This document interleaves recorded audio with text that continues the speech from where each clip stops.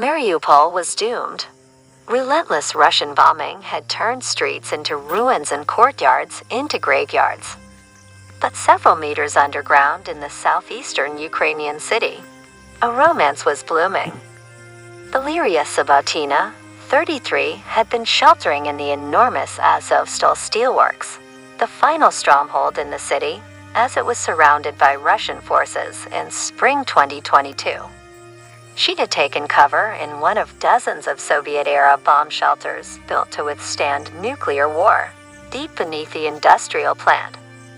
You go down a semi-collapsed staircase, move through passages and tunnels, and go further and further down.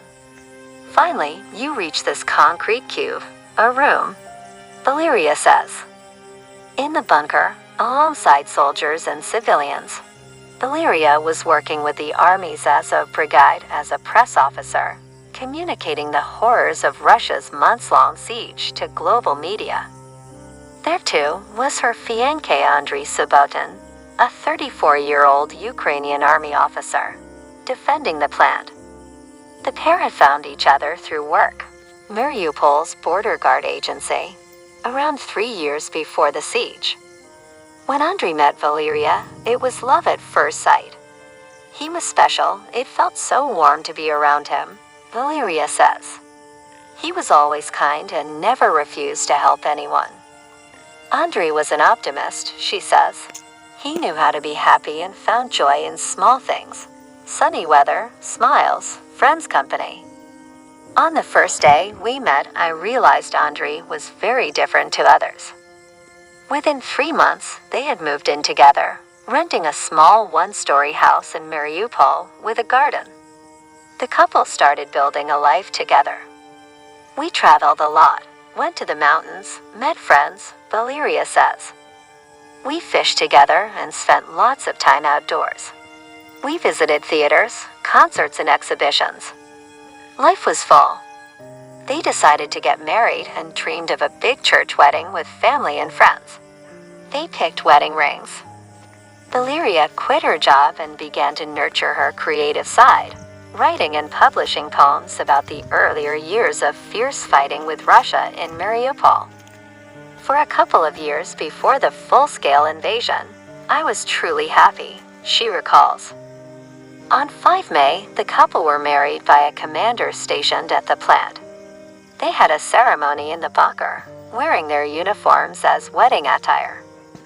Andriy promised his wife that they would have a proper wedding when they returned home, with real rings and a white dress. 2 days later, on 7 May, he was killed in action at the steel plant by Russian shelling. Valeria didn't find out about it straight away. People often say you feel something inside when a loved one dies. But I, on the contrary, was in a good mood. I was married and in love. One of the hardest things was having to hold in a lump of grief as she was defending her city alongside her boys, comrades at Azovstal. I was a bride, I was a wife, and now I am a widow. The scariest word, she says. I could not react the way I wanted to at that moment. My boys were always around. They sat next to me, they slept next to me, they brought me food and supported me, she says. I could only cry when they weren't watching. At one point, it felt like the fear of being in the war zone was blunted by her grief. I didn't care anymore. You just understand that there are many more people waiting for you in the next world. If it exists, then they are here with you. The Ukrainian soldiers at Azovstal finally surrendered on 20 May. Valeria found herself among the 900 prisoners of war forcibly taken by the Russian military out of Mariupol.